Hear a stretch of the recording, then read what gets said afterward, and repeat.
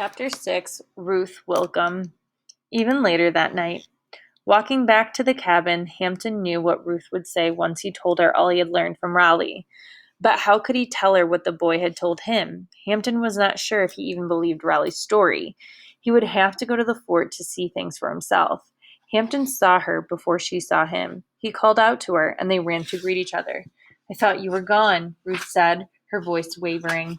"I thought you had made up your mind to leave. I couldn't let myself think you would leave without saying goodbye. When I saw you heading up the road toward the crossroad and you took off running, I knew you were gone for good." Ruth was in tears. Hampton held on to soften the hurt. "Have you come back? Does this mean you are giving up the notion of soldiering? Are you going to stay?" "I don't know," Hampton said. "There is something that I must find out first. What of Mr. Henry's orders?" Her voice shook, and new tears threatened to spill from her eyes, even as Hampton wiped them away. "What will you explain to Mistress Hampton?" He hesitated. "Why won't I just do as Raleigh says and go to the fort tonight?" he asked himself. What if Raleigh was right, but the Union soldiers went back on their word? Hampton wouldn't let himself risk his family's safety. He couldn't. There was no way of knowing what would be waiting for his family if he took them all now.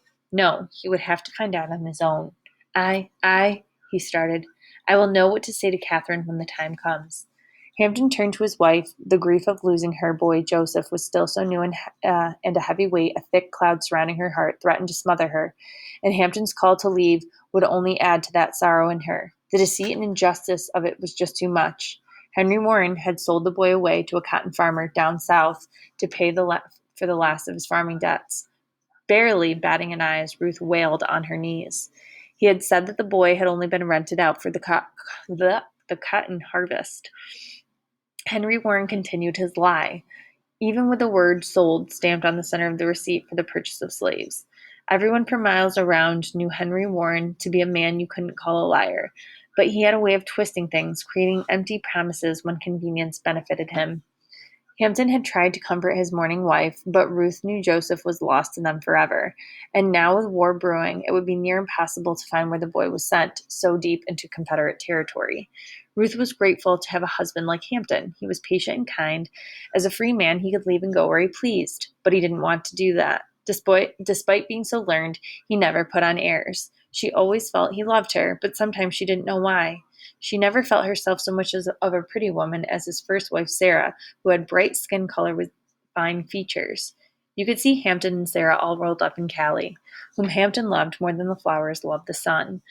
Hampton loved Ruth just as fiercely, just as brightly. He never questioned her silence. He never pushed her to speak until she was ready.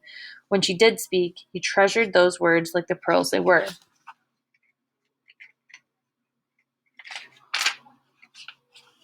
Ruth didn't know what she would do if she lost him, too. Sometimes Ruth felt such turmoil. She did not always know how to express herself, her joy, her pain, her grief, her sorrow, and her understanding of the world. As a small child, she had fallen off a water wagon and hit her head against an iron wheel. The accident caused her to lose her voice. For a while, she did not speak, long enough that folks wondered if she ever would again. Ruth did speak, but there was never confidence in the hollow sound of her voice. At times it was difficult just to get her thoughts out in the way she wanted. And so she remained quiet, saying very little or nothing at all, but she listened and watched and noticed everything. It made her attuned to the feelings of others. She sometimes saw her thoughts as tangled pieces of thread in the bottom of her sewing basket. But there were other times when all the thoughts would straighten out and coil around like a spool of thread. Times like that, she felt her thoughts were clean as a day after rain. She could hear the words in her mind, as straight as pins in cloth, lined up the way she wanted to say them, clear like the sound of a bell. When she knew what she wanted to say and how she wanted to say it, you could not deter her. She started talking and didn't stop until she had said all that was in her mind to say, even when her voice grew hoarse.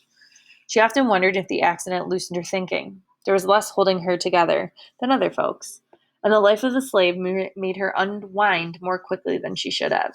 But when Joseph was born, or when she married Hampton and embraced Callie as her own, and then when Charles was born, she felt the seams tighten, not as tight as she saw in others, but through it all, the love she felt for her family was enough.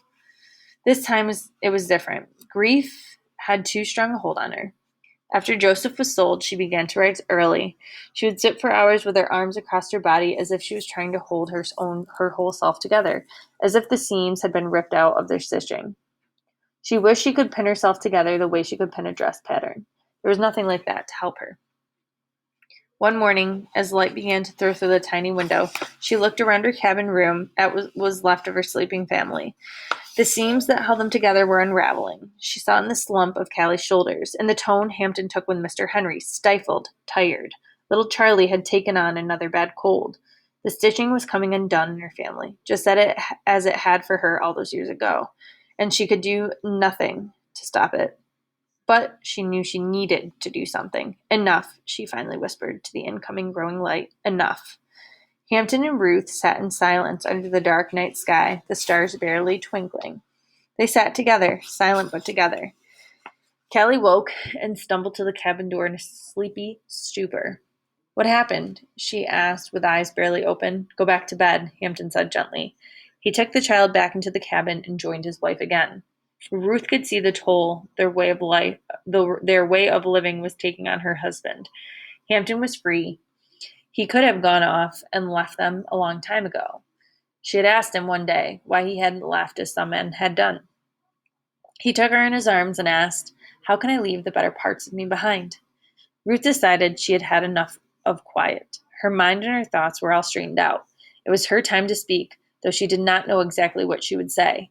But when she opened her mouth, she found her truth. She took Hampton's hands in hers.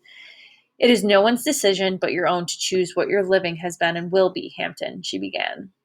No one knows what path you are on or where you are going but God. What you take away with you is what makes you who you are. All around the world, everyone has a way of seeing the world for themselves. They are entitled to it. But the job of the life that lives inside of you is for you to take the better and the best and the most that this world can offer. Take it from all the good and beauty you can find, Hampton. Some things in the world are unclean and ugly. Some things are as clean and beautiful as a new day. The old world is being burned and torn apart, Hampton, but beauty is everywhere, even in the ashes. Something beautiful and brand new will rise from it. You can never lose when you go looking for the beauty of your life. Let it surround you and make you what you are meant to be. Let it make you whole, and let no one decide that for you. Plant yourself like a seed to be delivered to the world that is your choosing. The brightness of the day is the light you carry inside your heart. I must, you must, we all must do what we can do to live and to carry on the best we can, so that one day our children or their children will have the right to live free. Don't you see, Hampton? This old world is giving way. I feel it, don't you? The war is going to change everything. We must live as if we were planning for the new and better world that is to come. And then Ruth had said what she needed to say. The two, husband and wife, sat and talked long through the rest of the night until there was little more of it. Before sunrise, a decision was made. Hampton would go to the Fortress Monroe to see for himself how things were. This would not warrant saying anything to Catherine Warren, not now. There was nothing to tell, not yet. Besides, Hampton thought, I'll return long before supper. I won't even be missed. But he was missed, and in missing him, Ruth felt hollow. When Callie awoke, the cabin was quiet. The door was open, and she could see Mama Ruth. She could smell the smoke from her medicine fire. Callie went to where little Charlie was sleeping, lay down beside him, and rubbed his back. He opened his eyes, reached for her hand, and smiled. Then the coughing began, and the crying. Callie picked him up and rocked him until he closed his eyes again and went back to sleep. His breathing was labored. Mama Ruth, Callie said, giving her a morning hug. Where's Papa? He'll be back directly. Is there anything you need me to do? Mistress needs me to do some housework again today. Excuse me. No, she said, nodding, but thank Elsa for the beef tallow. And she kissed Callie's forehead. She noticed they could look each other in the eye. Her heart swelled at that, and she tucked the warmth of that feeling away for another time. Ruth kneeled in front of the little fire she had made in the pit outside of her cabin door. She was grinding the healing herbs she had gathered from deep in the woods. She had a small amount of beef tallow. It would have to be enough, but she was still grateful for it. She sat, pounding the stems and the roots of the plant, hoping they would soothe her baby boy. Overnight, the fever seemed to have eased a bit, but the baby still took to awful coughing spells that shook his whole body. Ruth poked and stirred at the small fire. She watched the sparks and embers rise into the air, then go out. Still, she would not let her mind drift. Ruth mixed the mash of herbs into the grease and heated the mixture long enough for everything to melt and blend together. It needed to cook for a while to draw out the healing properties. Once it cooled, she rubbed the salve over little Charlie's body, his neck, and behind his ears. She had enough for a few days. She hoped it would heal the sickness. The rattling cough would not break. It would wake him up, and he would cry through the night. Ruth did not know what else she could do to break the awful cough. She swaddled the boy tightly in a piece of cotton she had left over from the quilt she had sewn for her mistress. After a time, little Charlie was settled down and sleeping. Ruth listened to the sound of his breathing. It calmed her. She was tired, not just in her body, but her heart and soul were weary of holding so much together for so long. May 26, 1861. Days drifted from one to the other. Ruth had not heard any word from Hampton. Tomorrow would be 3 days since he left. She would not let herself think of the worst that could have happened to him. She had to live for her children now. Ruth picked up her basket of piecework. She sat at the open cabin door so she had enough light to see what she was doing.